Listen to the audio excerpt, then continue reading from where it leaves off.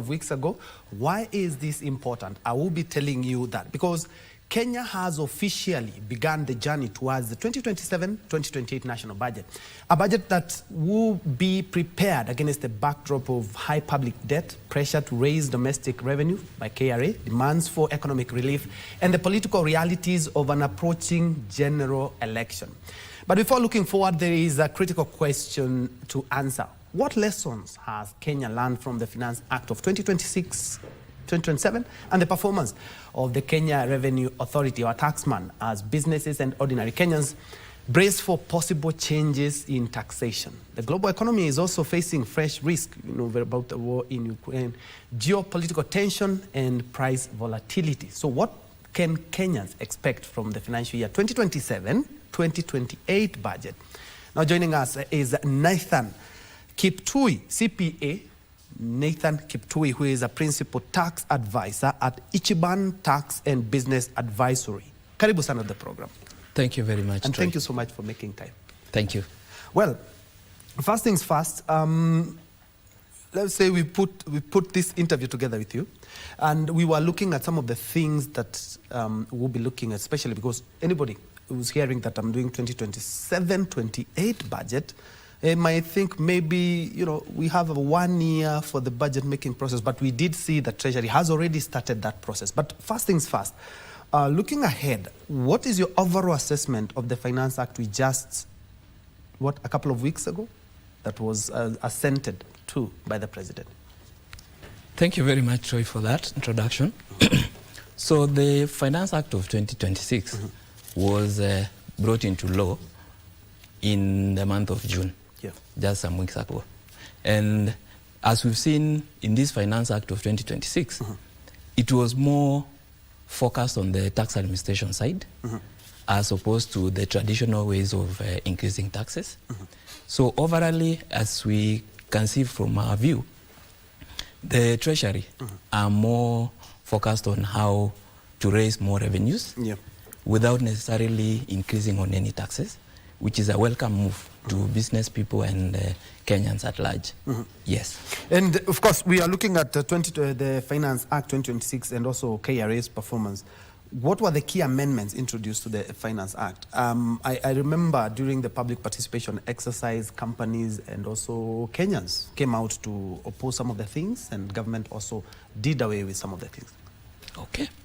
So, as you said, the Finance Act amended various tax laws which are in place, and includes Income Tax Act. There is also the VAT Act. There is the Tax Procedures Act, Excise Duty, and also miscellaneous fees and levies. So the amendments are varied across all the tax laws. And just to mention a few of these amendments, which are very key or critical, in our view, is that the first one is the Tax Amnesty Program. So the Tax Amnesty Program is a reintroduction of another tax amnesty which was there in the Finance Act of 2023. So that one is an advantage given to taxpayers to benefit from waivers of interest and penalties that have accrued up to 31st December 2025. And taxpayers have got a window of 6 months to benefit from that. So if, let's say right now you've got tax liabilities or penalties on your ledger, so you go to KRA and then agree on a payment plan where the penalties and interests are being waived. The other key amendment as well is the definition of what a bad debt means for people or players within the financial sector. This way, the Act has also defined it as it includes the principal tax. So if, let's say, now you give someone a loan and they default and you're not able to recover. So this way, the Act now has defined it as it's inclusive of the principal and any interest that is charged. Another one is the VAT. There are some exemptions which, through this Finance Act of 2026, were extended to supplies that are made to national infrastructure projects and also construction of LPG petroleum setups of investments of over 5 billion, and so many more, including the excise duty on water, because we've also seen that the act has deleted that one, so which is a welcome move. And another critical one, which I can just mention as I close, is the tax return filing. As you've seen traditionally, we've always had 6 months to file our tax returns, including now the June deadline, which lapsed the other day. Yes. So the Act now says for individuals, you've got up to end of April, 30th of April, to file your returns. So that means you plan in advance so that you have your books in order, and then you're able to file the return on time. And also, but for entities, sorry, you've got up to 30th of June.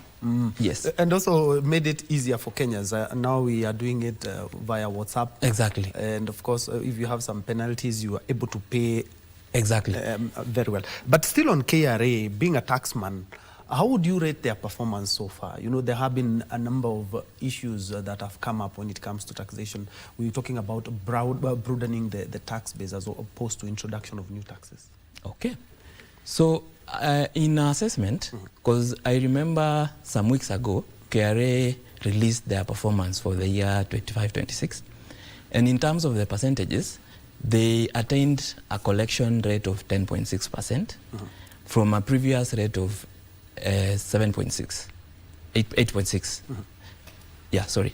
So this way, it shows that over the years, they're able to collect more taxes from within the confines of the acts or bills which are brought into play.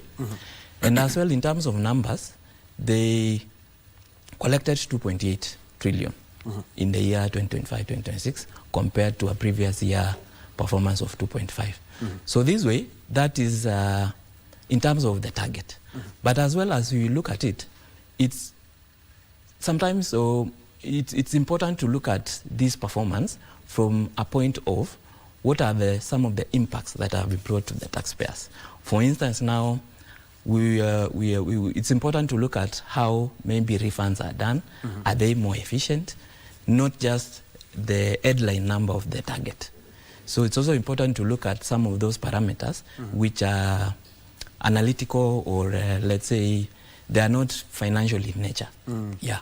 And of course, KRA has also digitized a lot. And talking about expanding the tax base, we are netting in more taxes. How efficient has this process been of collecting taxes and broadening the tax bracket? Because we know very well so many sectors are outside the tax bracket. Yeah. So to be sincere, the performance in terms of efficiency, we might not say that we are yet there, but then in terms of what measures KRA have put in place to collect on these taxes or make it efficient, they've done a tremendous job. Because as we speak, they are more data-driven than before. Also, the introduction of the digitization aspect. Because, for instance, now you just mentioned the chatbot, the WhatsApp chatbot. You're able to file your returns on WhatsApp. Yeah. You're also able to reach out to KRA for any inquiries at any given time. Also, we've seen introduction of electronic tax invoicing system, eTIMS, and e-rates as well for people who are having rental properties. So in terms of digitization, I think it's a welcome move, so that now, of course, now in this era of technology, yeah, clearly it's something good for them. We're on the right track. We're on the right track. Let's now look at the budget making process. And as I've mentioned that, of course, even the finance bill, everything will be done a little bit earlier on because of maybe because of the elections. But even preparing this interview, talking about 2027-28 budget, it seems a little bit premature for such kind of a discussion. But we did see Treasury and CS Mbadi talk about they have already started the budget making process for the next for next year. Why is this so significant? Especially, we know very well we have elections, but somebody would argue it's a little bit earlier. Yeah, so this budget making process is very significant, considering the election which is upcoming. And maybe I can take a minute to explain on the calendar. Yes. So as you know, the financial year for the government starts from 1st of July every year and ends on the 30th of June. So this way, looking at the coming general election, per the Constitution, we are required to conduct general election after every 5 years on the second Tuesday of August, or the 5th year. So the next second Tuesday for the general election will be on the 10th of August 2027. So this way, looking at the budget which we are now looking at, we will prepare the budget between this financial year up to now 30th of June, when now this budget will be implemented between 1st of July to the other period, which is 2028. So it's significant because now, remember again, the IEBC have published on a notice on how the general elections will be done and key deadlines. So as well, it's important that as the CS presented the guideline yesterday, he mentioned that it's critical that we do it earlier. And for sure, it's according to the calendar which the National Treasury has released, is that the process has already kicked off. Actually, it kicked off on the 10th of July. So this way, from the traditional way, or these are the years, which we normally start our process of budget process from around August there. So this way, this is a early kickoff because of the upcoming elections.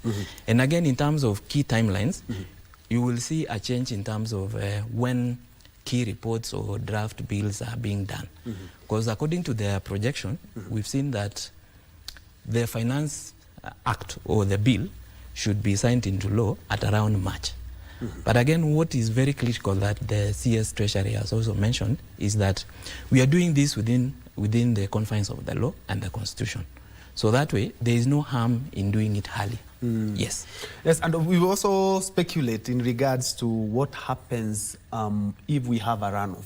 But to put this into context, there's a story that we ran yesterday in regards to this, just to put into perspective, where National Treasury expects revenue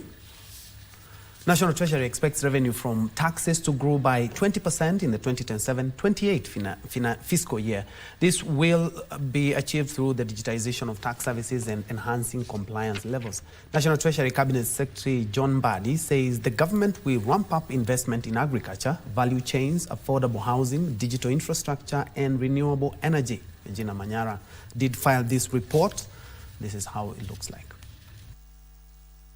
Despite strong economic indicators, including GDP growth of 5.3% in the first quarter of 2026 and easing inflation to 6.4%, revenue collection has remained below expectations. This economy has the potential of collecting up to even 22% of GDP as ordinary revenue. The government is targeting to raise 4 trillion shillings in the 2027-2028 cycle, backed by investment in productive sectors including county aggregation and industrial parks, special economic zones, agriculture value chains, affordable housing, digital infrastructure and renewable energy. You know that we are facing a job crisis as an economy, as a country. And there is no better place for us to create jobs than during sector working groups hearings. So the budget committees will be expecting you to come up with programs that, first of all, have impact. And we also believe that every sector is capable of creating job opportunities. Through sound investment decision, improved corporate governance, strategic asset management, and effective public-private partnership, we continue to contribute to sustainable economic growth. Treasury projects to lift growth, broaden the tax base, and support the medium-term target of 7.2% in the financial year 2027-2028, while favoring agriculture, manufacturing, housing, healthcare, MSMEs, and the digital economy. But it is very annoying for someone to tell investors not to invest in our country at a time when investor confidence has risen. And for investor confidence to rise in a country, it takes effort. It does not just happen in a day. It takes effort. And when those efforts have started bearing fruit, please keep quiet. The key message here is that every budget allocation should directly contribute to achievement of MTP4/better outcomes. CS Mbadi further noted financial year 2027-2028 budget will focus on balancing between clearing existing obligations, sustaining economic growth, financing priority social programs, and maintaining fiscal discipline ahead of the 2027 general election. There are many sectors here that are going to be involved in elections: the security sector, the judiciary, and you know yourselves. So we expect you to ensure that you budget for the elections. Regina. Very well, that gives even a deeper and clear image of how 2027-28 budget will look like. And just like you've had the CS Mbadi talk about, we cannot be urging investors to, to run away now. But let's be very honest. Our politics, every election year, the economy kind of is sluggish, and especially when we are having the elections. Look at 2007, what happened. Look at 2017, the economy was a bit sluggish as well during the elections and the runoff that we had, or a rerun that we had. So how can this affect our GDP and our economic growth, bearing in mind that this election cycle looks a little bit more charged than the previous one we've had? Okay, so for sure it's a speculation on how the elections will go. Yes. But then I would want to look at it from the perspective of from the government side, in that they've put in measures to ensure that our economy is resilient enough. So, and some of the policies which the government, the CS has already mentioned is on, the tax policy. Strengthening on the tax policy, things like tax administration, making it more efficient, and also strengthening our foreign exchange reserves. Yes. So this way, it will give our investors confidence that even with the elections coming in, so in terms of investment, they don't have a cost to worry about. But then, as you know, for sure elections are a bit charged, so there will be a bit more change as compared to these other years in terms of how businesses view the political space. And again, what business people are looking at most of the time is on certainty in terms of how the future will look like. So that now they have a strategy on how either an investment is being done. So that is very critical for business people. Yes. To the question that I talked about earlier on in regards to speculation, what happens if we have a runoff? Because that, I'm quite sure that has not been factored in. Would we need a supplementary budget for the same? Yeah, sure. We'll need a supplementary budget. But then if you look at it from what the CS was saying, is that within the sector working groups, or MDAs or government institutions, they should come up with a budget which has contingency plans in it. So that now we don't get to the year of elections, and then now we have to look at what was not factored in the budget. Because normally even this year, we also saw the government coming in to subsidize some of the sectors like the fuel and even the fertilizers, and they had to do a supplementary budget for that. So it's high time, because now we are starting the budget making process, it's important that we as well look at what are some of those considerations in terms of, let's say, the runoff, that yes, clearly, if we don't attain 50+1 clear win, so that means we will have a rerun. Yeah. And it will be costly. Yes. Yeah, because our elections are quite expensive. Very now, expensive. because the process has already kick-started, at what point, you have outlined the budget-making process, at what point do now businesses and citizens engage in, begin to put in their submissions, public participation? Yeah. So that usually happens between the month of September, and it goes all the way to around February, March, which again, with the new calendar, that means it will come forward to, let's say, sometime in September or early September thereabouts, depending on how the calendar will run. And these submissions not necessarily mean that you need to wait for the bill to come out in next year. So you can do that through the other channels like the sector working groups. We've also had parliamentary committees sitting. So you can as well make your submissions early in advance so that they are being factored. Yes. I know this is an aspect of governance because you do remember one of the things that made the Gen Zs come out to oppose the finance bill of 2024 was they said that their voice has not been factored in the public participation. I know this is not a matters tax, but how meaningful is public participation in Kenya? Because each and every time, I think even the ministry is a little bit cagey when it comes to telling Kenyans. You know, they have to really inform Kenyans and tell them, no, we are not adding taxes. Forget what these people are talking about, because of course we have this thing that we saw on social media where people are saying this will be taxed, this will be taxed. This. How important is public participation? And remember, we do not have an act, a public participation act. It's just enshrined in the Constitution. Exactly. Actually, that's what I was going to say. That yes, public participation is enshrined in the Constitution. Which we've seen also the government trying their best to do public participation when it comes to bills or any acts that are affecting the public. And even yesterday, I remember the CS mentioning that doing that launch and inviting the public to attend it was also an act of public participation in engaging the citizens, that this is a process that we are doing as a country. So it's very critical to have public participation because you ensure that all the sectors, all the concerns by various sectors are being factored in when it comes to implementation. And so the question about, is this done to the latter? That is a question you and I will need to think about. And again, what is important is that we've seen acts of purposely ensuring that we conduct public participation. Yes. Still on public participation, yes. We have seen institutions, and especially when we have public participation where we're engaging stakeholders, business people, federations of employers, they talk about, and investors, they talk about they would want a predictable tax regime.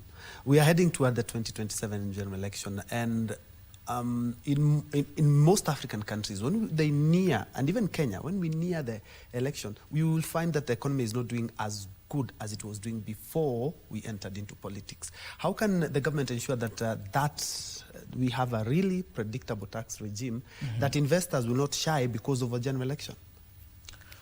Okay, yeah, so it's a tricky balance for the government because, for instance, the tax policies, we have the national tax policy, which now says within the period of 5 years or 3 years, yes, certain taxes should be maintained within range. And over time, I'll be honest that this has not been the case. Sometimes even the fact that we are having a finance bill or finance act every year is not giving an investor confidence on certainty on tax matters. So it's something that the government needs to consider, because it gives us some impetus on how the economy will look like, even with the elections coming.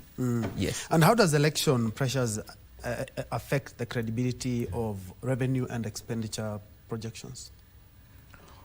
So elections in general, in terms of economy, so this means that people will, or businesses will invest less, and this way, it will mean that within the economy, in terms of prices or even investment or making investments within the country, it will mean that people will shy away from doing that, which again, in terms of cash flow or how the economy is doing in terms of GDP, it will be greatly affected. Yeah.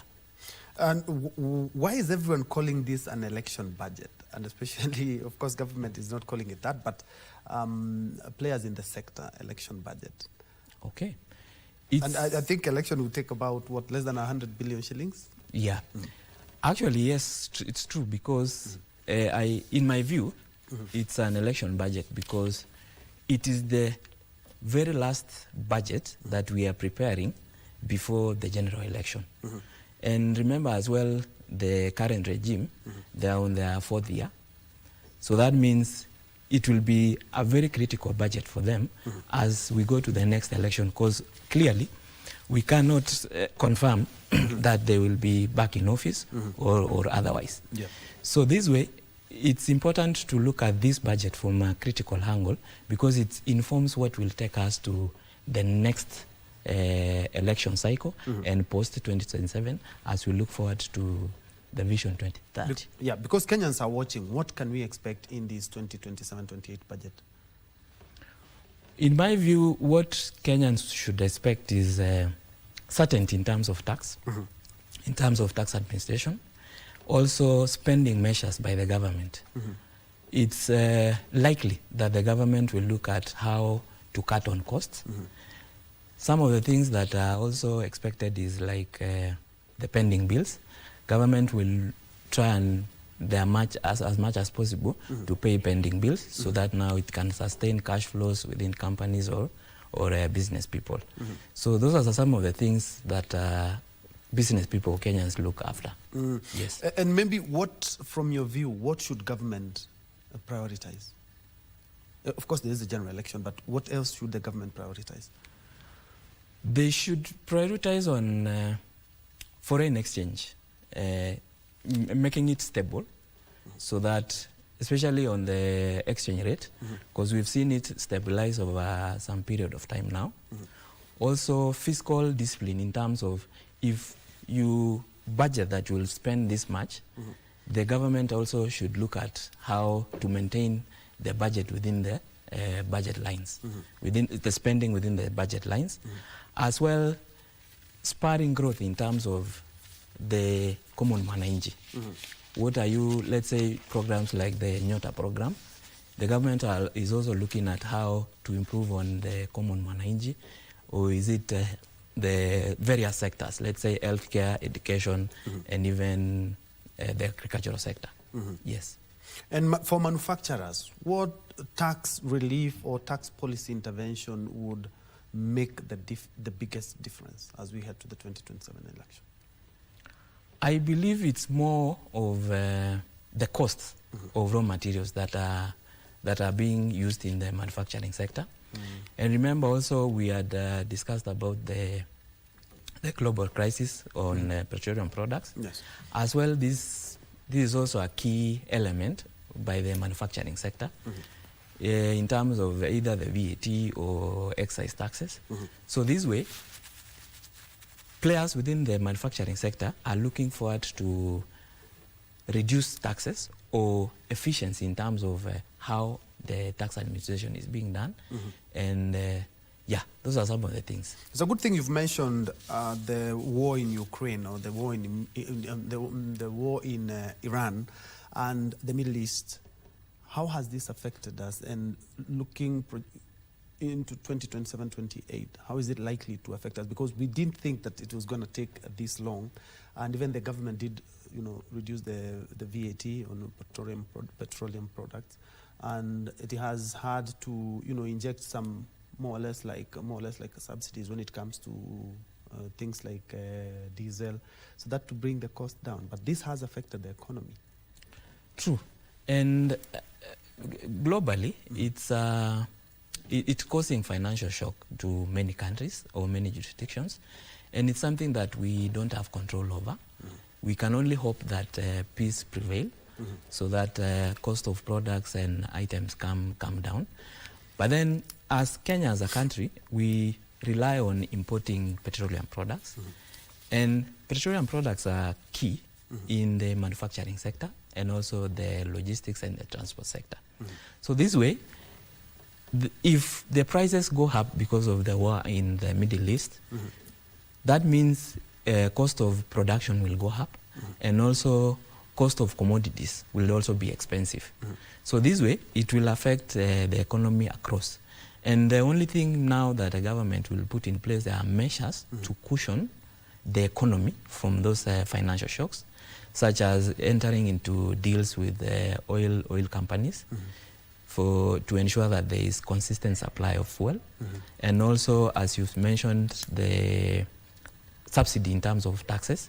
We've also seen in the recent past the VAT was reduced to 8%, and again it was extended to the month of October. So we are going to see that coming also as well as we approach the elections. Yes, exactly. Just because we are approaching the election, that is one more or less like a hit on the economy. The reason I'm saying that is because in 2020, up to 2022, there we were 2019, 2020, we had COVID. We had the war in Ukraine in 2022-23, and now we have the war in Iran.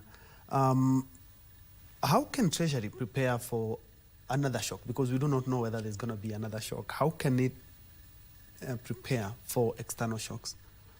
Just like we saw in 8% reduction of VAT. Okay. So I think the best thing, as we speak, the government or the Treasury has also put measures in place, like the ones that we've mentioned. And again, it's more or less about planning for the future in such a way that if we are looking at October, can we now then look at beyond October? What will happen in December or even next year? So that now, even in terms of the budgeting, we have enough reserve for subsidies that will come in future, and even the preparedness in terms of the investors on how the economy will be affected. It will also be important for the government to do an analysis and a projection of the same. Yes. And because the government did reduce taxes on VAT actually on petroleum product by 8%, but of course we were told that until things ease up. What happens if things don't ease up? You do remember the war in Ukraine has been going on for around 4 years now. What will happen, especially when it comes to economy? Because at the end of the day, there's some money that is not being factored in. Yeah, sure. So same way, it will affect our economy, and the most important thing is for the government to put measures in place so that to ensure that the economy is resilient enough. And that means in terms of budgeting and other fiscal policy measures that the Treasury can as well deploy. Yes. We've had a lot of commotion in 2024. We had a lot of commotion in regards to Kenyans coming out to complain about the finance bill, and 2025 government, came out strongly to tell the Kenyans this, we are not taxing this. 2026 they had to do the same thing. So what tax measures, from your view, should the government avoid? In my view, the government should look at, or rather Treasury, they should look at the same way they did the Finance Act of 2026, to look at the tax administration side. What are some of the loopholes or measures that they can tighten in order to collect revenue or broaden the tax base? That way, it will now assist the economy from growing. So, as you've said, in the Finance Act or Bill of 2024, yes, it was in the public domain that most of the tax provisions were punitive. So this way, I think we can only encourage the Treasury to come up with measures that are aligning the tax administration side in order for them to collect more taxes without necessarily raising more taxes. Yes. And tourism and investment are hugely affected by our elections. And I believe the Treasury should be coming up with some buffers, especially to cover during election or during our campaigns, because we are always, I think, in a campaign mode. Tourism and investments, they are worst affected by elections, especially in Kenya. How can government create a buffer, or how can it stimulate the economy so that when we come to the elections, it's more or less like business as usual, just like we saw in UK or in other countries that have held elections, and the tourism is still not affected? Okay. So same way with the fuel or the logistics sector, the government, other than maybe bringing in subsidies or encouraging growth in the sector, I think it's more for the government to have those measures that are encouraging investors from coming into Kenya. But the most critical one for me is on ensuring that we've got peaceful elections, even in the work of these general elections. So this way, it will automatically spur growth in the industry. And so it's more or less about the confidence, certainty in terms of peace and elections. Yes. And also we are looking at agriculture, which is the backbone of this country and of our economy, to be precise.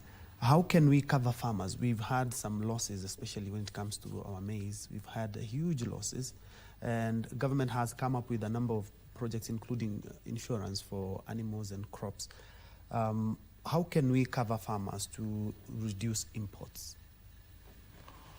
Okay, so yes, the government has already come up with measures to cover farmers, including the insurance.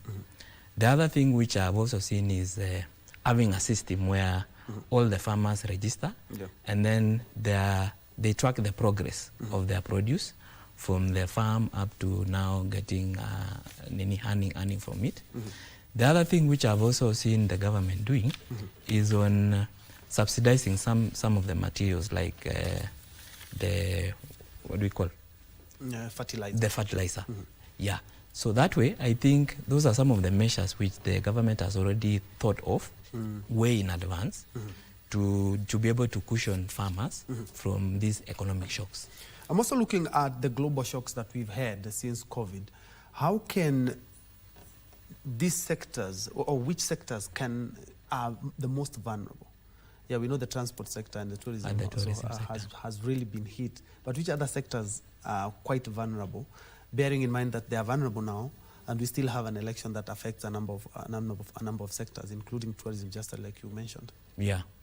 Yeah, so for sure, those are the major sectors that are affected by these shocks. Also, we'll see financial sectors also being affected, because that means that cost of borrowing and even inflation will go up. So this way, it will also affect the sector in terms of financing Kenyans and the economy at large. And of course, all these other sectors, in some way, it's being impacted by the economic shocks, because it's a wholesome thing. Yes. And can our country, Kenya, realistically increase, because you're talking about increasing tax revenues without increasing rates or coming up with other taxes? How can the Treasury balance between these two? Basically by automating some of the processes that are not yet automated. The other thing is like increasing the tax base. Because right now, most Kenyans are not under the radar, which now that means not all of us are paying the taxes that we are required to. And even increasing or improving on the efficiency. If, let's say, for example, now we've got the Tax Appeals Tribunal, and even cases which are the High Court, see how we can make it more efficient to resolve some of those issues. Also, something like processing refunds, because most companies for sure have got refunds that are still pending within the KRA. So if that can also be made efficient in such a way that these businesses or companies will benefit from, then it will greatly improve on the cash flows. Yes. You're talking about improving and also increasing compliance as well. But how can KRA deal with informal businesses? Just like I mentioned, some are outside the tax bracket, and the digital economy, where you'll find significant amount of economic activity takes place outside the traditional tax structures. And we are talking about not increasing taxes, but making it even more friendlier so that people can voluntarily pay their taxes. Okay. So two things that I can see on there is the looking at specific sectors. Like you've just said in terms of technology, like right now in the Finance Act of 2026, there was the introduction or the definition of virtual asset service providers. So this way, it will cover the betting sector or entirely the cryptocurrencies, which it's an untapped potential for the Kenya Revenue Authority. And as well, I understand that the regulations are not yet out. So maybe they can make it more efficient to have the regulations out, so that now players within that sector are able to be brought into the tax brackets. As well, in terms of the informal sector, something that I think it will greatly help KRA is on the ETIMS, the electronic tax information system. So this way, you, like right now, you can not benefit from an expense if you've not raised an invoice from ETIMS. Because let's say right now, me and you, you and I, we've done business and you want to pay me. For me to be able to get an expense or benefit from that expense as a deduction, you need to have an ETIMS invoice. So this way, even the people now in the informal sector will be required to onboard automatically. The other thing which I also saw is the punitive measures, like the penalties on non-compliance of ETIMS. So this way, people within the same sector, within the informal sector, will now be able to be encouraged to onboard on ETIMS, and that way, collectively now as the taxpayers, will increase the tax base so that everybody pays their fair share. Yes. Digitization and using technology. Let's go to the informal sector. You will find that because KRA is very active when it comes to matters using technology and data to identify taxpayers, and also tax liability, potential tax liabilities. Is this improving compliance or is causing anxiety? The reason I'm asking this is because you will find some places where you will go and they will tell you that you can only pay strictly cash. No M-Pesa or no paying via card. They want strict cash. So hard cash. Okay. So it's more of the business environment, which if at all the tax measures or what the government is doing is encouraging taxpayers to pay voluntarily. That way, they are not, then KRA will not have a point of now deploying measures like enforcement. Like for sure, you said, right now KRA have a unit who are empowered to go on, to go to the field and fetch information or data from people who are not complying. So that way, they're able to pinpoint that even though you are not in the AI or the data radar, so that way, KRA will be able to come out and tax or on board people who are not on the same sector. But as well, technology is key. And then, and then again, in terms of sensitization, we've also seen KRA having measures like Ushuru Mashinani, where now they go to the grassroots. And we'll be looking at taxes mashinani because we also need to reach out and everyone should be paying taxes but should not be scared of paying taxes. Let's first of all cross over to the launch of Office of the Registrar of Political Parties 2025 to 2028 strategic plan. The event is currently underway. Let's first of all listen in. In relation to party nominations. On the key result area of digital transformation and data management, there are three strategic objectives. One is to achieve 100% digitization of services by 2028. Deputy Registrar and the strategy is to automate political parties' management business processes. The second objective is to ensure compliance with Data Protection Act by 2028. And the strategies to be employed include improve records management, digitize capacity building, maintain accurate records of Office of the Registrar of Political Parties, for the political parties themselves, and the general public records. And the fourth is to enhance privacy and security of data subjects. The third objective is to enhance execution of office mandates through the use of AI and big data analytics by 2028. And the strategy is actually to deploy AI and big data analytics in ORPP's processes. On the key result area of partnership and stakeholder engagement, the strategic objective is to strengthen inclusive partnership and stakeholder engagement for enhanced public participation, advocacy, and democratic governance. and 2 strategies will be employed to achieve that objective. One is to establish and strengthen mutually beneficial partnerships with key stakeholders, and secondly is to enhance resource mobilization. The other objective is to enhance public outreach and advocacy, and the strategy is to strengthen communication and advocacy programs to increase public awareness and participation, and also to enhance citizenry understanding of their constitutional political rights. The third objective is to strengthen the PPLC, that is, yes, I'll come back to that. And the strategy is to ensure that the capacity and the coordination of the political parties liaison committee to promote effective and political party engagement. The other key resort area is institutional governance and capacity, and I will take you through the objectives and the strategies for that. Under this key resort area, the first strategic objective is to improve financial transparency and accountability, and the strategy is to strengthen prudent financial management.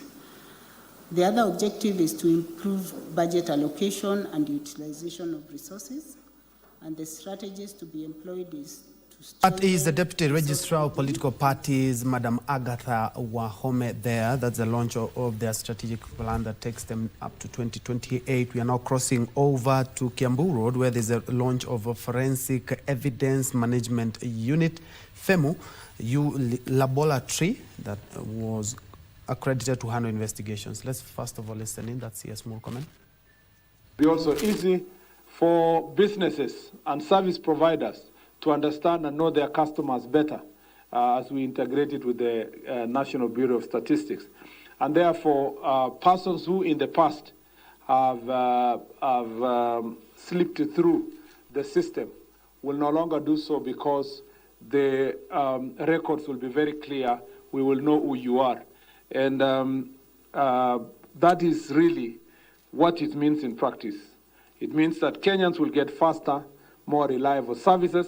We will also be rolling our biometric enrollment to police stations nationwide, so investigation can move faster and services reach people closer home. I want to say that this is a game changer. As I said, people will not be slipping through the system even as you undertake investigations. It will make us to be in a position to deal with criminals very faster. But also, just imagine, we were with some citizens who had come to queue, and they knew that they are coming to apply their, they had already applied their police clearance certificates online. So they were coming here to do the fingerprints the old way, you know, with ink all over. Some were even carrying, those who had done their fingernails, were coming with very important wipes to take care of their fingernails and fingers. And they were hoping that they will get their clearing certificates in the next 2-3 weeks, 1 month. I saw in their faces really some level of excitement when they, at an instant, within 2 minutes, they had their police clearance certificate, and they were joyous and happy. And I look forward to this service really making every Kenyan across the country happy. But it's also going to make criminals sad. Those who have slipped through the system over time, this combination of these two services will make it very difficult for them to survive and to go through. And without really joking, this is a very serious statement. If these systems were there in place for many years, people like Rigathi Gachagua would not have survived the system over the years. To survive as a habitual offender, as a DO, until he sneaked through the system to be our deputy president. Such things will never happen again with this very important technology advancement.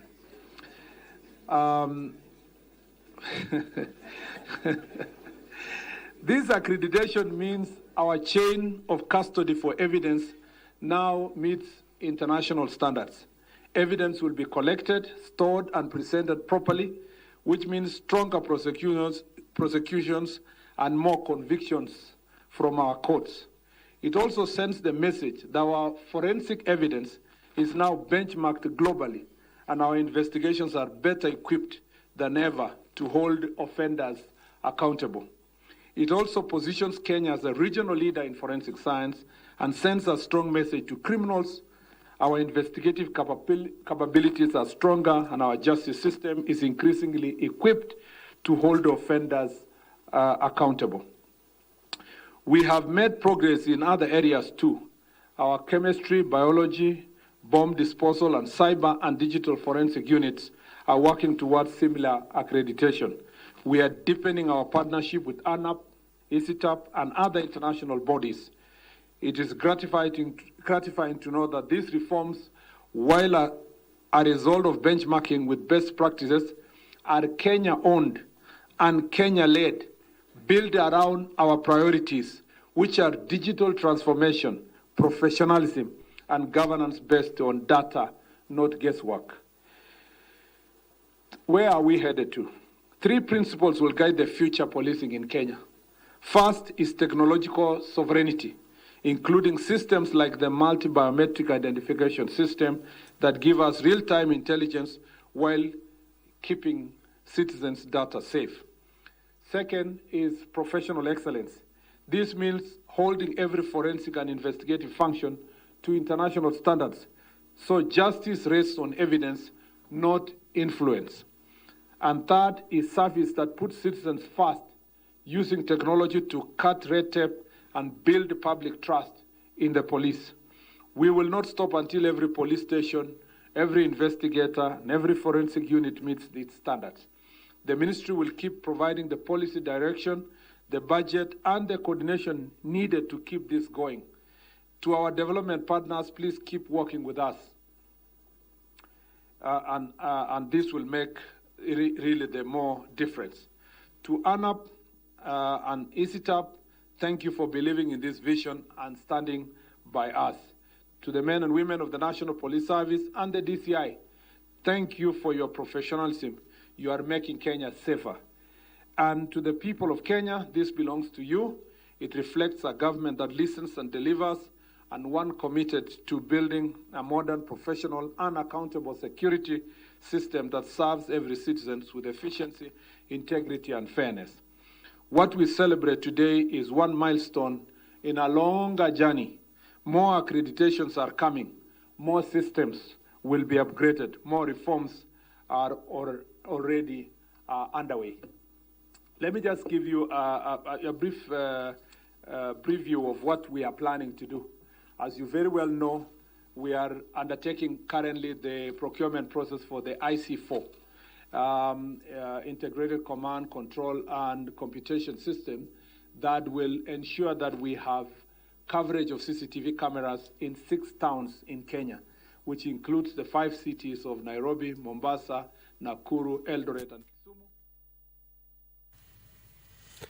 That has been Interior Cabinet Secretary Onesmus Kipchumba Murkomen there live at the DCI headquarters in Kiambu Road during the launch of the Forensic Evidence Management Unit that is the 4th of its kind in the world and the first of its kind in Africa that will help aid to document the evidence and make even work a little bit more easier.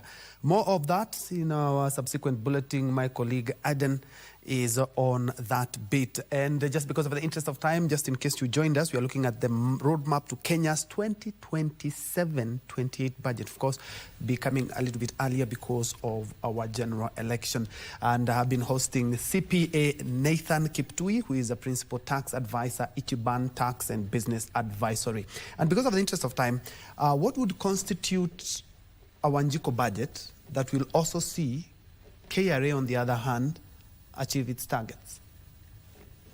Thank you. So for the Wanjiko, they are more interested on the realities of the day-to-day, not the budget or the jargons within the fiscal element.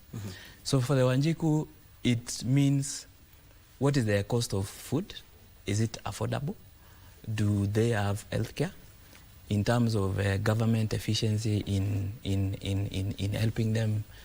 And then, so this way, the Wanjiku will be looking at a budget where all those things are catered for in a way. And this way, I think the only thing that the government will do is on the allocations that are specifically for the Wanjiku. For instance, the youth, they've got the Nyota program. We've also seen other forms of loans that are extended to the Wanjiku. So we will be looking at how the budget will turn out for the year 2027, 2028. Yeah. And as we wrap up, elections, budget, we might have a runoff. There are so many things that will be, so many pieces that will be put in place next year. At the end of the day, the realization of KRA targets has never been achieved. Every year we still have some billions that we are yet to hit. Realistically, what can KRA do to achieve targets, its tax targets? Very good question. So for the KRA, this year, I understand the target was about 94-95% achievement. So they are not yet there, as you said, but then it's a great improvement because we can now see a KRA who are taxpayer friendly, not like before. And in terms of what they can do to achieve more in the future, I would say, in my view, we look at the canons of taxation. If this tax system can be done in such a way that it's equitable, that it's flexible and certain, so this way it will help even the taxman to collect more taxes and surpass the target. Yeah. Thank you. Thank you. I've been speaking to CPA Nathan Kiptui, who is the Principal Tax Advisor at Ichiban Tax and Business Advisory. We have been looking at the roadmap to Kenya's budget 2027-28, and as we mentioned as we were beginning this conversation, that is owing to the general election. That process kicked off this week, and CS Mbadi has said that we really need everyone to play his part as we head to the general election. More in regards to this, we'll be keeping you updated in regards to the budget and, of course, anything that will come up in regards to that. We are now done with the first hour, where we'll be looking and seeking to be deepening Kenya's diplomacy. Yes, we've had a number of diplomatic relationship with a number of countries and entities. You do remember we still the host of Tumaini project. We still have, we had our police officers in Haiti. In our region at the DRC, we will be talking about that. How can we strengthen that to make sure that Kenya is a more powerful country when it comes to matters diplomacy? That and much more when we come back.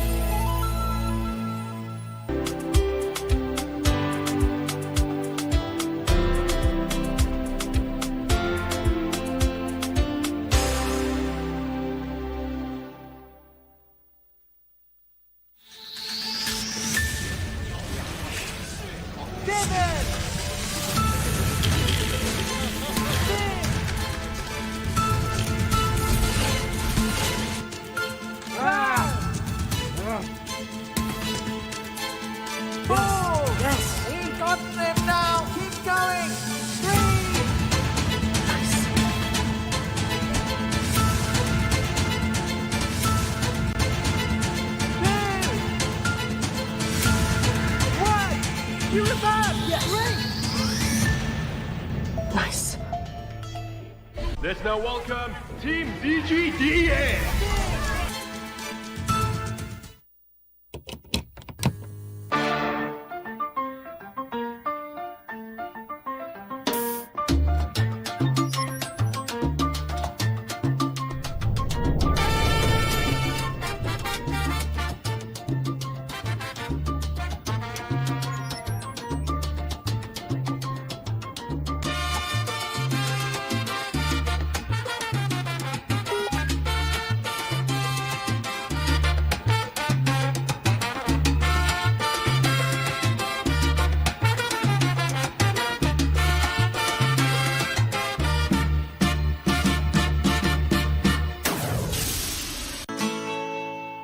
Kupata shule ya mtoto wako disabled si rahisi. Integrated schools do more than just sharing a physical space. They build teamwork and create a sense of belonging. We are looking at an education system that encompasses everything that this child on the spectrum requires. When we open our school doors to everyone, we just don't change how children learn, but we break down the walls of social stigma and teach the next generation the power of inclusion. We've been with our son for 10 years, and the best thing you can do is expose your child. The Kenya we are building cannot afford to leave any child's potential on the margins. Join us this Saturday at 4 p.m. only on KBC Channel 1.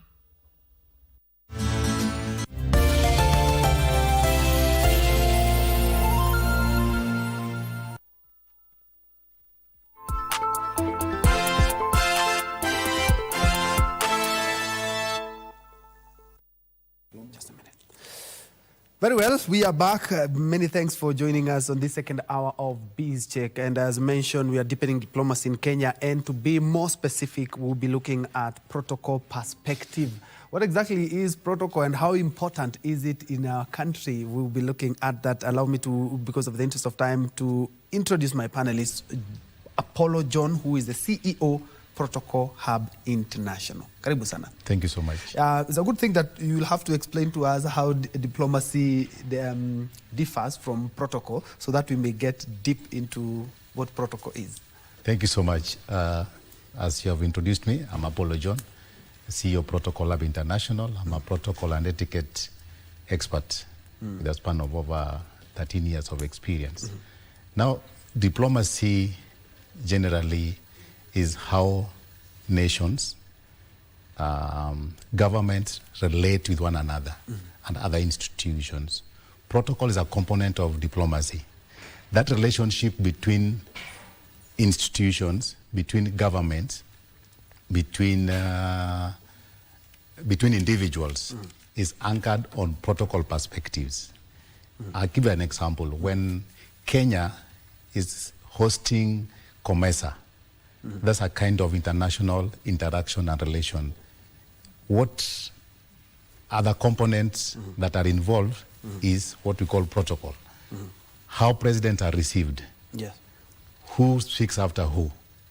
Who sits where the flag is placed. Yes. That's a component called protocol. Who speaks first? Who speaks first. Yes, what we call order of precedence. So protocol, these are rules, regulations, conventions that guides the interactions between states, between nations, between institutions and individuals. So the conduct is what we call protocol. Thank you. How important is a protocol, especially you mentioned how we relate here and there. How important is it? Very important. Without protocol, things can go in a bad state. For example, if a country, let's say South Sudan, comes to Kenya and finds their flag placed upside down. You see, that's a protocol aspect. It might jeopardize the relationship that was existing. It might jeopardize, even there was a peace agreement to be signed. The moment a nation finds maybe their flag not well placed or placed upside down, automatically they'll get offended and they might even run away or walk away from that peace agreement. So protocol plays a very key. When another president arrives in this country and the where you put him to sit is not conforming to the position where he or she feels he should sit, that head of state will be offended. As long as a leader is offended, be sure that you will jeopardize the relationship that you're going to have. You saw the scenario whereby the Somali kids were stepping on the Kenyan flag. Oh, during Chan. During Chan. Yes. You remember that? Yeah. It was, Kenyans were angry at Somalis. How do you step on our national flag? Do you know what happened? When the Somali ambassador went to the studio to apologize to Kenyans for what happened, imagine they again put the Kenyan flag upside down. So we have a scenario. The Somalis have stepped on Kenyan flag. Yes. And the Kenyans are angry at Somali Yes. and say, you can't do this. You can't disrespect our flag, Yes. national flag, because a symbol of authority. Now the ambassador goes on stage to apologize to the Republic of Kenya for the conduct of the Somali kids stepping on the flag. During that apology, they forgot and put the Kenyan flag again upside down. That's how important protocol is. 2 for the price of 1. That's how important protocol is. You have now to sit down and Yes. discuss about these 2 events that have already happened before Yes. you even talk about anything else. Yes. It's a good thing that you've mentioned that. What are some of the most common mistakes that you see people do when it comes to protocol? And sometimes you'll find somebody stepping on a carpet that Yes. is waiting for a king or for without even knowing. Yes. The major mistakes people make in protocol, one thing I've highlighted about flag protocol, which is very key, what we call the placement of flags. There's what we call the position of honor. If Kenya is toasting Uganda, why do you put the Kenyan flag? There's what we call the position of honor. Right of the speaker and left of the audience. So flag placement is very key. The level of the flag post, the type of the flag that you're putting. You find some people put torn flags and all that. So flag is a key issue. Another aspect that is very key in protocol, seating arrangements is very, very key. Who sits where? People make mistakes.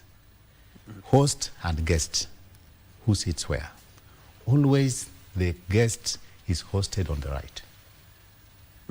On the right, all the time. If you check, our President Ruto has been very keen on that. There's a video when Museveni came to State House and they were supposed to take a photo and he was on the left of the visiting president.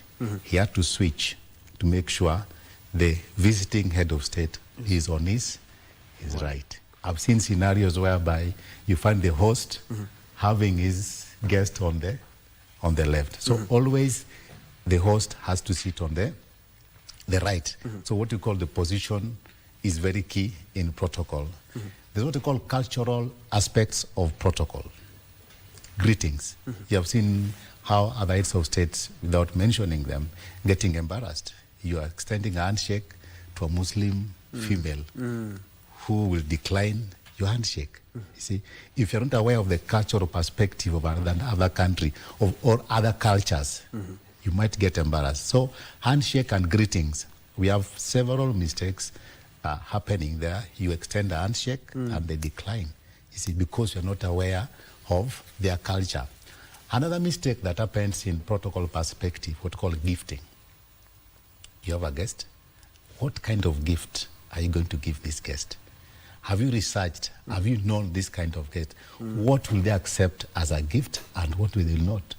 I always tell people, like, if you are having a Chinese delegation coming to KBC and you feel, oh, they are really good people, and you decide to give them a clock, a wall clock, they'll run away. In China, a wall clock is a symbol of death. They are timing their death. So there are certain gifts that you cannot give to certain people from a certain region. For example, you cannot give Indians any item that is made of leather. You see? If they don't know the source, they worship cows. So if you give them leather items that they don't know whose source, they might decline. So gifting is another area where protocol plays a very key role. There are other areas that we can talk about, mistakes that people make in protocol. So protocol plays a very key role. And how has it adapted to modern working spaces, a corporation like KBC and other institutions? Now, last month, I was in Budapest, in Hungary. We had what we call the World Protocol Matters Conference. And I was privileged to represent East Africa as a speaker. My topic during the World Protocol Matters Conference was protocol beyond the foreign service. You know, people have known protocol to be foreign affairs, protocol to be state house, protocol to be president. Beyond that, we said, protocol matter is for the government. Protocol plays a key role in our corporate in our private institutions. What we call stakeholder engagement is a component of protocol. Customer care is a component of protocol. How you receive a guest, how you make them feel during their stay in your institution, how you accord them the respect is an aspect of protocol. So protocol has transformed and transcends beyond the foreign affairs and beyond the state. Protocol is a component that now we have to adhere to our private institution because it plays a key role. It is the anchor, how we relate with other institutions, how we conduct ourselves as an institution. If we adhere to protocol perspective and etiquette, there's another component called etiquette, then you are able to conduct your businesses in a good way. The example I gave of a gift applies to a private institution, because in these institutions, you give gifts, you receive gifts. Gift giving is a component of protocol. If you go wrong on that, you might not make things go well. So protocol has transcended from the state, the foreign affairs, and it's a very key component into our private institutions. Let's handle it in a more practical way. Yes. You as Protocol Hub International, how Yes. do you approach cultural intelligence and situations where we need cultural etiquette? Yes. You have to do your homework well, especially when it comes to international events. Yes, when it comes to international events, we have done several events. That's our key area, event management. And I'm privileged that I've studied protocol. I'm a lawyer by training, but I did my master's module in protocol and diplomacy from Brussels, which we don't have many institutions in our region offering protocol as a course. I'm happy that the University of Nairobi, under the Department of Diplomacy, has integrated protocol in their studies at the International Relations and Diplomacy. And I'm taking the students of International Relations on protocol, because protocol is a key component. Now, when it comes to cultural awareness, when recently, last week, we were privileged as Protocol Hub to receive the Queen of Zulu from South Africa. She's the CEO of Eswatini Bank, the Bank of Eswatini Republic. She was visiting Kenya under the Lilian Gala Network.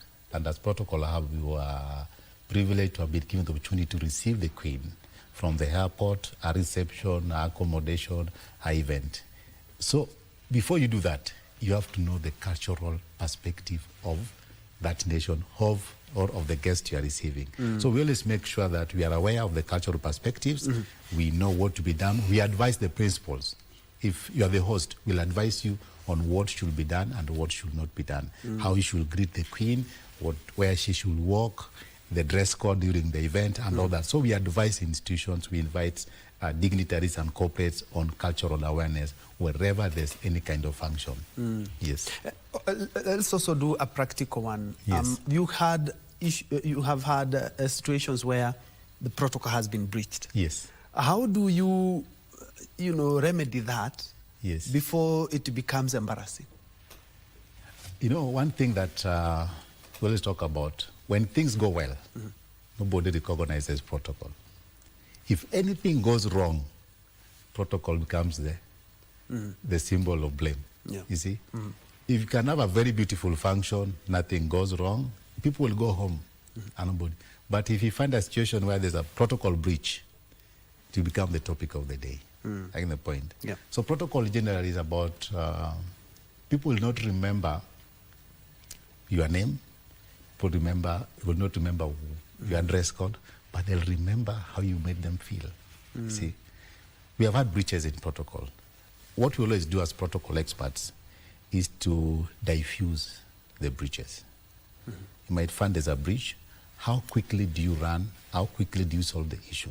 I've had situation, you saw what happened during the African Forward Summit when President Kagame arrived and there was some commotion at the entrance. He had to wait a bit, you see. Of course, people were saying that the protocol department didn't do their work well because Kagame had to wait for almost a minute or two before he entered. But that's not the case, you see. He was received very well, brought to the door. At the entrance, there was commotion. which they had not anticipated that there'll be commotion at the entrance. What could he do?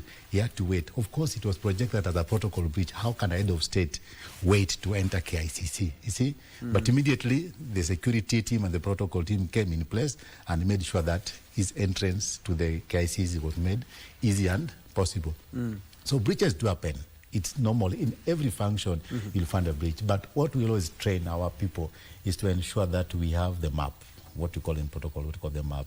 You make sure that your guests are well received, the protocol team are well trained and briefed so that they know at this moment who sits where, who is being received at this point, where they're going to stay, all those aspects. The briefing is the key in protocol, and what we call attention to details, so that you make sure everything goes as planned. When there's a breach, you don't project it, but how do you diffuse it so that it's not projected further? Yes. Let's go to an even more serious situation. Yes. You've given us some of the examples of protocol breach. Yes. Let's assume, for example, our brothers from Somalia who are stepping on the Kenyan flag and it caused a diplomatic tiff. When it comes to from protocol breach to diplomatic breach, how do you reconcile this as an expert? Diplomatic breach, we have had situations, of course. Okay, you've had situations where now it is just from protocol now to diplomatic tiff. Yes. Now, there's what we call apologies. Apologies are done through what we call note verbal. Note verbal is a document or a communication from one nation to another, either communicating an aspect or giving an apology. The first way in diplomacy to ensure that there's peace, there's the coexistence between the nations is not jeopardized, is through apology. It's the way out. Always, all nations, where there's a breach of a protocol between a nation and another nation, the best way that has been done and is being done is through apologies. You make sure you apologize immediately to the country that has been offended. The moment you apologize, then you correct the mistake. Taking the point, you make sure that thing does not happen again. Otherwise, if it has happened, it has happened. There's nothing you can do. But the best way in diplomatic perspective, we have what called apologies. It happens everywhere. And some nations, of course, try to be stubborn not to apologize. They feel their ego and all that. But in the diplomatic world, apology is because diplomacy is about peace. I got the point. It's about peace, peaceful coexistence between nations. And you can only coexist in a peaceful way if you've been offended or somebody has offended you. Apology is the way to go. And you rightly mentioned that in this region and the country as well, institutions like yours are not many. So many people, and even the course itself is not quite taught. True. But we really need these protocols. One is because we interact in schools, in workplaces, in government. So as an expert in the field, what standard frameworks should institutions adopt to ensure we have a seamless transition or a seamless event? Thank you so much. That's why what formed the thought of Protocol Hub International. I always give my history. I'm a lawyer. I was employed or appointed as Chief of Protocol, Homa Bay County Government. I didn't have any background in protocol. But people will ask me questions about protocol. The Chief of Protocol. It disturbed me so much. And now, what do I do? I have no knowledge about this. This is what formed my position when I tried to look around also to find where I can train or learn protocol. I didn't get better institutions. That's why I went all the way to Brussels, Belgium, to do my master's module in protocol. And from there I went to ICC at The Hague for my internship also. When I came back, I didn't finish there. I also went back to the Protocol School of Washington in USA for my certification as a global protocol and etiquette trainer. When I came back, of course, I continued my work as Chief of Protocol, then later went to the Lake Region Economic Bloc. I realized there are many people who want to learn about protocol, who want to be trained on protocol, but they lack institutions or they lack where to train from. I looked at it and said, this is a niche. We came up with Protocol Hub International as a premier consulting and training institution. And we have been accredited by NITA to offer certifications in protocol and etiquette and matters of diplomacy. And another thing that I thought is the way to go is also to embody this into our institutions. I'm happy that we signed an MOU with the University of Nairobi. The students at the University of Nairobi are currently doing protocol, which is a component. We have done this with USIU when they're having their cultural week and all that. Protocol Lab International train their students and the team about protocol. We have done simulation also with the Daystar University. We have taken them through diplomatic protocol and dinner. It's a practical perspective, how things are done. So the only way out is to ensure that we project this and also train institutions. We also do training to private institutions. Like we can come to KBC and take them through the basics of protocol, the basics of etiquette, the basics of stakeholder engagement, dress code, dining, all those aspects, so that people are aware of what is this protocol. Because people just talk about protocol, but in real sense, they don't know what to. Yet, we practice protocol every day. When you're leaving your house, how you're dressing, the choice of shirt, and all this. These are aspects of protocol and etiquette. You see, where do you sit and all those things. But these are the most ignored key issue in this world. Yes. And it's a good thing that you've mentioned that, because when it comes to many corporates, they would argue that this is an unnecessary, expenditure. So how do we reconcile this? Because it, just like you said, protocol is everywhere, but many institutions, including universities, including other tertiary institutions, do not want to spend money on protocol. This happens a lot. We have had situations where we have been approached by various corporates, and or we have done proposals to certain corporates to undertake their staff on matters of protocol. Often do you get a reply, is it necessary? You see, why do you spend money on matters of etiquette, matters of protocol? Some of them look at it as unnecessary spending, but it's very expensive not to train your people. It becomes cheaper when you have a trained personnel. I get the point. When your personnel are trained, they'll not make mistakes in any institutions. If you know how to receive a guest, you know who sits where, you know the courtesies that you're supposed to offer to a guest. For example, if a guest comes, you don't need to greet them while sitting.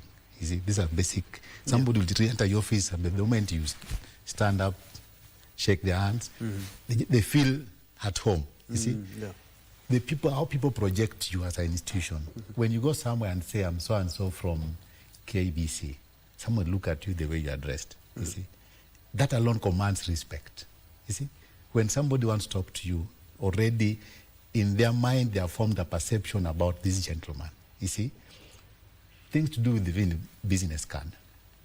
How do you present a business card? When you go to a forum and you have a business card, the way you give it to me and the way I take it, if I'm somebody who is protocol oriented and knowledgeable, I'll just feel this one. For example, you give me a business card and I put it in my back pocket. I said, this guy is not serious. You see? But if you give it to me, how do you hand it over to me?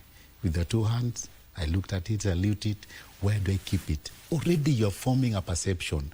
I think the relationship, somebody feels, okay, see, this person intends to have a communication with me. So protocol is very key to our institutions. Protocol is very key to our corporates. And this is something that we have to embody. It transcends beyond the business perspective. You'll make more business if your staff are well polished and well trained on matters of protocol and etiquette. I was giving an example to a friend of mine that you had a staff who went somewhere for a dinner. The way you interact with the forks and the napkins and the spoons and all that, what we call dining with confidence. You see, you are a CEO of an institution. You are taken to a table, you are in front, everybody looking at you. You don't even know how to interact with this. People tuck in the napkin here and you get embarrassed. You see, it's not here. People have seen that a lot. Even to our dignitaries, find somebody putting a napkin here. There's no position where you put a napkin here. You see, the only position is on your lap. I think we picked it from kids, No, those are for beams for kids. That's where we picked it, because which is wrong. We are big kids. Yes, which is wrong. Nowhere. You go to a proper dinner and you're a dignitary because you don't know. You start and you're embarrassed and you don't know. You see, those things form a perspective about who you are, how knowledgeable you are, and how people interact with you. You don't want to be embarrassed on the table. The moment you're embarrassed and somebody corrects you, you'll feel a bit timid. You might not even interact with the people further. But if you have confidence, you know, this is the right way how to do things, it gives you another momentum on how you to interact. So knowledge about protocol and etiquette will also help us interact with others, network, and make sure we do business in a proper way. It's a good thing that Protocol Hub, you are coming out to at least fill in the big gap that is there. Yes. My question is, post-pandemic, we had, meetings, but now we have a lot of virtual meetings. Yes. You'll find an Africa, Middle East virtual meeting, conference or something. Yes. How do we deal with this? Because you will find that maybe when you go there, you have somebody to explain to you this is what we'll do. This. But when it comes to virtual, you're meeting that person maybe for the first time. Yes. And virtually. And you wonder, how am I supposed to go through this? What advice can you give? Protocol also has evolved. What we have now as the current protocol is not what was there before, because protocol actually originated from the Greek, when they used to write the names of those who are going to be on duty on the doors of the kings and all that. It already protocol. It originated from that. It transformed. We have a digital era. We have virtual meetings. Actually, we also train on virtual meetings and virtual etiquette. You see, you're going to have a meeting. How do you dress, first of all? I've seen people who, being embarrassed, is wearing a shirt very well, but down there's maybe a short. You see, it happens. Because they'll only see. And we have seen that. Yeah, you have seen videos, somebody forgets. And what time do you arrive? What time do you log in? I get the point. Where are you going to have the meeting? I get the point. Where is the environment? Is there an environment where kids are going to be crying or dogs are barking here and there, interference, all that thing? So the environment you have also is very key when you're going to have virtual meetings. The aspect that you brought, that you're meeting somebody for the first time virtually, of course, there's no personal touch or personal interaction. I get the point. But before that, of course, the issues to do with titles is very key. For example, you're having a virtual meeting with the U.S. ambassador. You see, protocol will teach you, even if you're not interact with this person on a physical level, it's virtual. There's an aspect of protocol on how do you address these people. That's the point. What we call titles in protocol. This is another mistake, and where we have had breaches in protocol, where you address somebody with a title that is not his or hers. People call ambassadors high commissioners. People call high commissioners ambassadors. There's a difference? Yes. Of course, high commissioners are representatives of Commonwealth countries. Ambassadors are non-Commonwealth countries. The U.S. ambassador to Kenya. The British High Commission to Kenya. And they reside in the High Commission. Ambassador reside in the embassies. So if people confuse this a lot, you find somebody, thank you, ambassador. And there's a high commissioner. It's a high commissioner, you see. So titles matters, you see. Somebody's a doctor. Do you give them that doctor? Somebody's a president, a governor, a deputy president. What titles do you give them? See? So titles also matters. In virtual meetings, how you address those people, the titles you give them also matters. So the world is transforming and we are still going far. So protocol is also catching up. The moment you are not having the physical interactions, the virtual aspect of it, also there are protocol and etiquette that are involved. How do you log off and all that? How do you start the meeting? So we keep on. There's this situation you find that, for example, you're here and I will ask you, your professor, Apollo, is that okay with you? Is that good etiquette? Asking whether somebody is comfortable with the title that you've given that person. There are titles that are earned. Professor, doctor, they form part of your name. Then there are titles that are conferred to you by third parties. Honorable, you see, Your Excellency. You see, I've seen our honorable members of county assemblies, members of the National Assembly, the Senate, introducing themselves that I am Honorable Apollo John. That's wrong. Is it? Yes.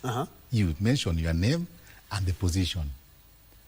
I am Apollo John, member of National Assembly for this constituency. When you mention your name, the title, it's asked to refer to you as honorable. But you don't refer to yourself as honorable. Okay. This I is didn't a know title that is conferred to you by third party. You see? Don't introduce yourself. I'm Dr. Njue. But doctor is okay. Yes, because that I've earned. You have hand. But if I become an MCA in my MCA, place, you are so and so MCA for this.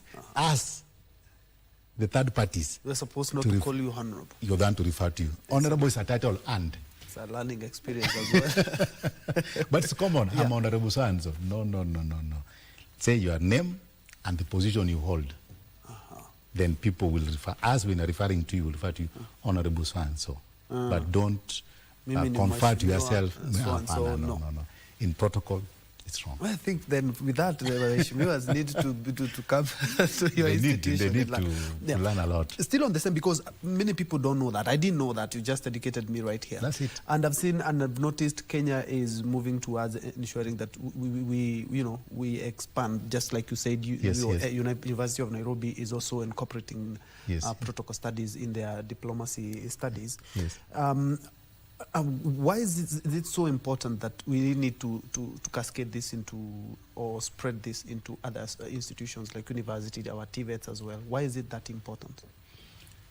You know, Kenya currently is a diplomatic hub for the region and globally. You see, we have had very many international conferences taking place. And even peace processes. Peace processes, you see, and without praising, our president has projected Kenya to a global stage where our nation or our name is mentioned wherever any global decision is being made. Kenya is at the table, is it, as a decision maker. We have expanded this. Protocol, as you have seen, there are many people who have been employed. I give myself an example. When I was employed without any protocol knowledge, we need to ensure that our youths, our students, and other individuals in other institutions are trained on the protocol and etiquette. When you respect protocol, you respect the institution. When you respect protocol, you respect the government. And when you respect protocol, you respect individuals. The moment that respect is there, the moment you respect protocol, that respect alone is a respect to an individual. That respect of protocol is a respect to a certain institution and a respect to the government. So the moment we value protocol as a key component in our society, then things will move in a better way. We'll have easy interaction. We'll not be offending people everywhere and there. Of course, we'll look better, the way we conduct ourselves, the way we greet one another, the way we communicate to one another. We'll not have these small issues of protocol mishaps taking place. So the moment we integrate this in society, then we'll have a better society to live in. I think that was a very noble task when you partnered with the University of Nairobi to ensure that this is in the university curricula, not just an on-job training. I'm also looking at, you have served in county governments. Yes. And you also, now you're seeing it from a very different perspective on some of the very many protocol errors that are currently in county governments. Which are some of these, and what have you done as an institution that deals with the protocol, that is Protocol Hub, to maybe train? Have you trained a couple of counties? And where are we? Yes, thank you so much. When we had the new dispensation of the devolved systems of government, we have the national government and the county government. I'm lucky I was among the first, I think I was the first ever to be appointed as chief of protocol of a county government. Then later we had other counties being appointed. And people are wondering, protocol, because if you look at the, we had what we call TA, Transitional Authority. the only position that were given to the governor were chief of staff, the PA, economic advisor, and political advisor. Protocol was not one of them. But later, of course, we looked at the importance of protocol in a county government, and we had it. It has been total chaos. Chaos everywhere. People don't know how to receive guests. People don't know how to conduct themselves in the counties. It was a mess, but we struggled. You have a national government coming in, you don't know the order of precedence, who flanks or who ranks after who, you see. So it has been a bit of a rough journey in the counties to ensure that we have a smooth transition, that we have a smooth coexistence between the county government and the national government. What you have asked is very keen. As somebody who has been in the county, there's need for our county officials or county protocol team to be trained on protocol. Periodically, we offer protocol trainings, open trainings. We always publish them, and we have individuals applying to come and we undertake them through. We have weekly, we have monthly training, we have online trainings on protocol, and some of the individuals whom we have trained are also from the counties. The other counties that we have also gone and trained individually, like we did a training the other time for Bomet County Government. We sat with the entire staff, the chief of staff, the county secretary, the protocol team, and took them through the basics of protocol in a county government, in a nation perspective, international perspective. So this is something that we're getting into our counties to ensure that our county teams are also trained on protocol. And again, protocol training is so beneficial. It's not only for the county. If you are trained on protocol, even if you leave the county, this is knowledge that you will carry forward. Currently, as the CEO of Protocol Lab internationally, if I didn't train as a protocol expert when I was at the county, maybe now I will not be training other people on protocol. So I always urge our county team that they need to take protocol trainings very serious, because this is something that will be beneficial to them, even at the county or later in life. So it's an area that we are really trying to integrate to ensure that we cascade this to the counties. You will be telling us, and you'll be telling young Kenyans and managers how they can, command some respect because of just etiquette. Let's first of all cross over to the political registrar of political party, where Erastus Edung Ethekon, who is the chair of IEBC, one of the key players when it comes to electoral and party matters, is currently addressing at the 2020, at least 2028-2030 strategic plan. Let's listen in. Allow me to make very quick and brief remarks this occasion. This is the occasion for the launch of the strategic plan of a very important constitutional office of the Registrar of Political Parties. We all know political parties are our clients. Without political parties, I think IBC would not exist. Is that true? So we celebrate you, the political parties present here. We celebrate the office of the Registrar of Political Parties that establishes, that registers you and regulates our political parties. It is my great honor to join you today for the launch of the strategic plan of the ORPP. Allow me therefore, on behalf of the Commission, that is Independent Electoral and Boundaries Commission, to congratulate the Registrar and the entire ORPP team on this important milestone. The launch of a strategic plan is an opportunity for an institution to define how it intends to serve the people and the Republic of Kenya over the coming years. More importantly, it's a promise to strengthen the institutions that underpin our constitutional democracy. And I dare remind all of us that Kenya is a multi-party constitutional democracy. The ORPP therefore plays a critical role in ensuring that political parties operate within the law, uphold democratic values, and contribute to stable and credible electoral processes. This occasion, particularly, is meaningful to us as the Independent Electoral and Boundaries Commission, because it comes right immediately after we launched our very own strategic plan and the election roadmap for 2027 general election, which is the election operation plan, which guides and sets the timelines within which we'll be holding the next general election. And therefore, together with this strategic plan of ORPP, these frameworks and plans will guide us, will give us direction as we prepare for the next general election. We wish also to reaffirm our commitment as IBC to working together and very closely with ORPP and indeed with all other stakeholders to ensure that we strengthen at every stage the electoral process of the Republic of Kenya, because it's our shared responsibility. As we move closer to the next election, I appeal to all of us to strengthen our institutions in order that we deliver a peaceful, credible, free and fair elections come 2027.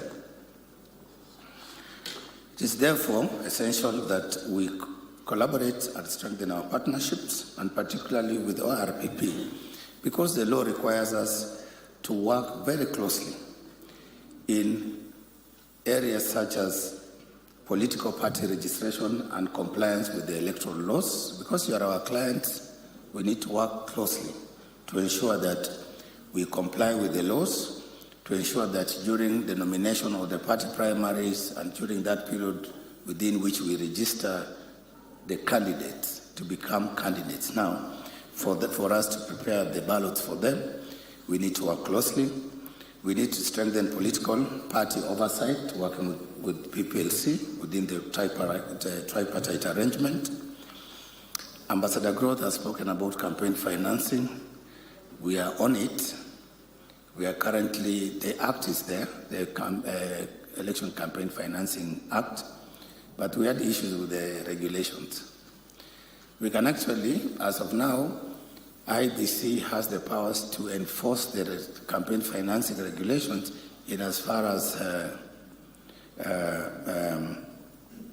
the act is concerned. But the regulations had issues with the courts, and we were given some directions which we are complying with at the moment. So we are going through public participation, and we've invited all the political parties, the civil society, members of the public.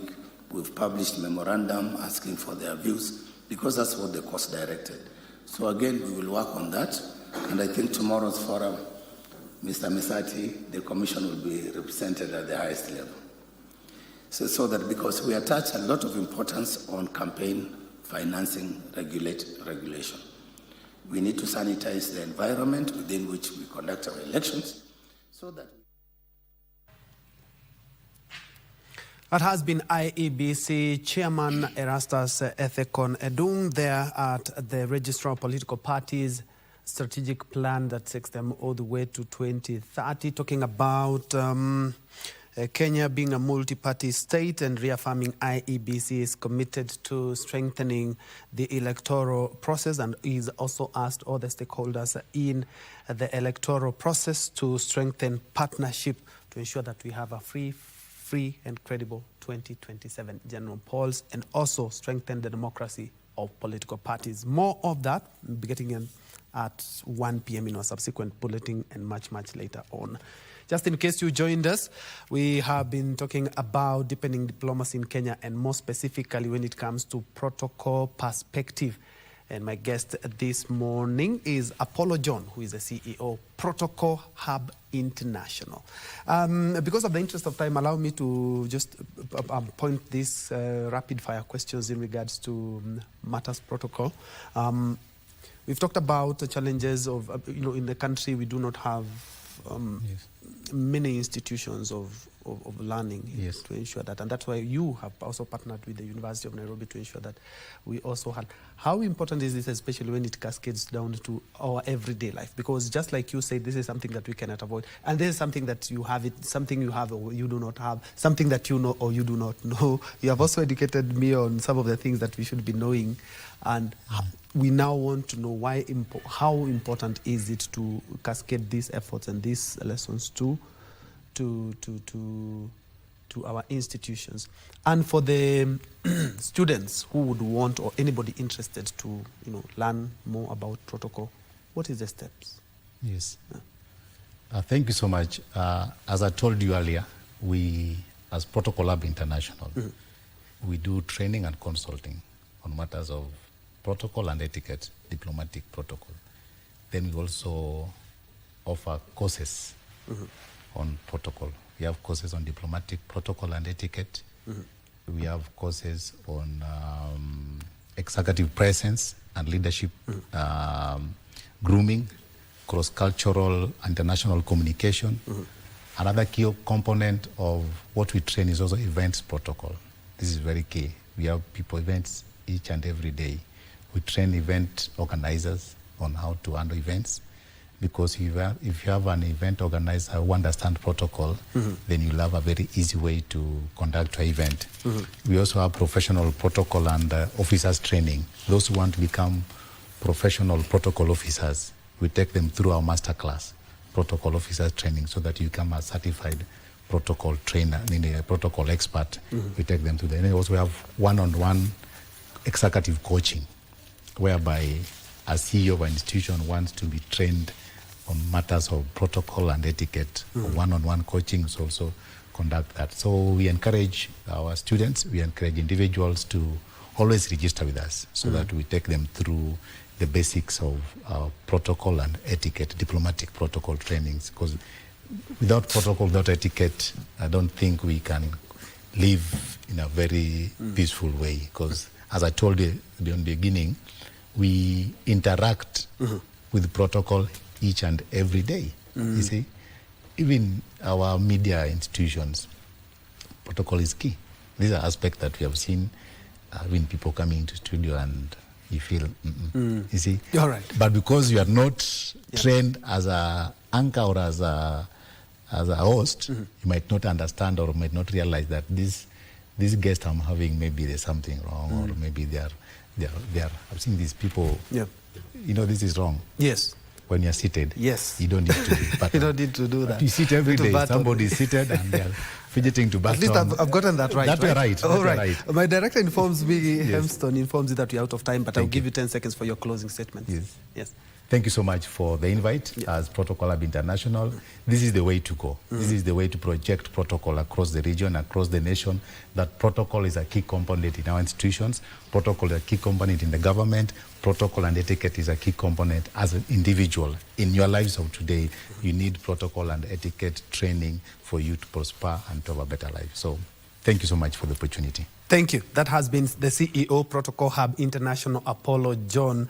And that has been a learning experience, if you ask me. But more of this, we will be keeping tabs in regards to that. Earlier on, we had talked about the roadmap to Kenya's 27-28 budget owing to the general election. And of course, it will be read a bit earlier. I think it's 2 months to June. So it's April. Yeah, around April there. But we will be keeping tabs with what we have been talking about here. But for now, I'm giving the Swahili desk the baton for Kurunzi Mashinani and Tamrini. For now, let's continue this conversation on our social media spaces. Thank you so much for watching. I'm Ben Troy Njue, and Lensa Odingo is our sign language interpreter for this program. Thank you so much.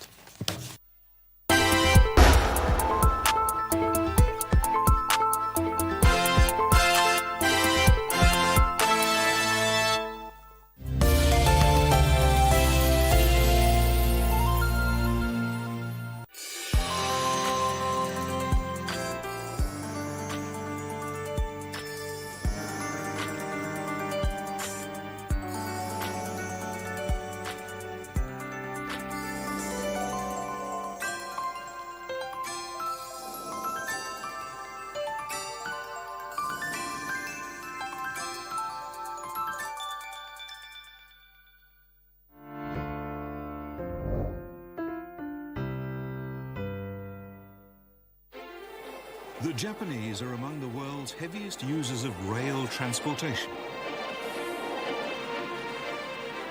How heavy? Well, every day nearly 2.7 million commuters pass through this station alone.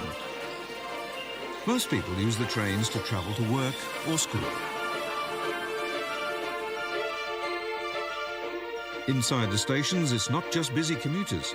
Shops and services abound, from convenience stores to cafes and bookshops.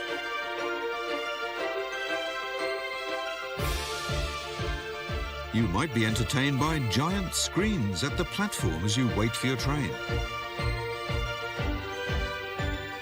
Japan's train stations are continually innovating and evolving to make life easier for commuters.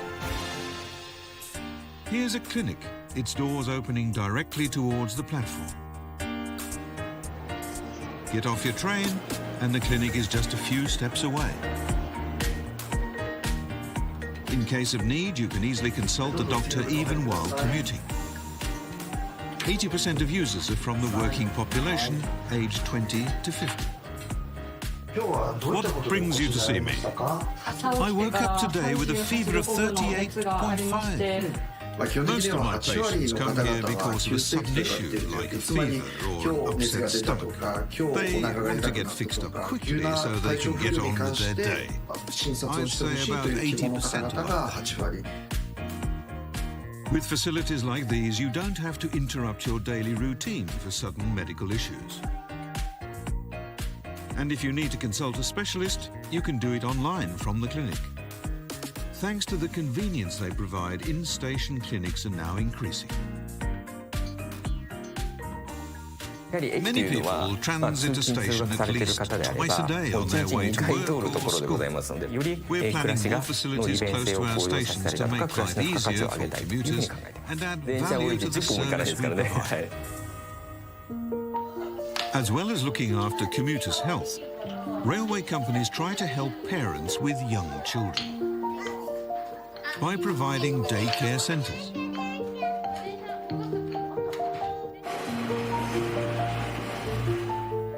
Conveniently located just a few minutes from the ticket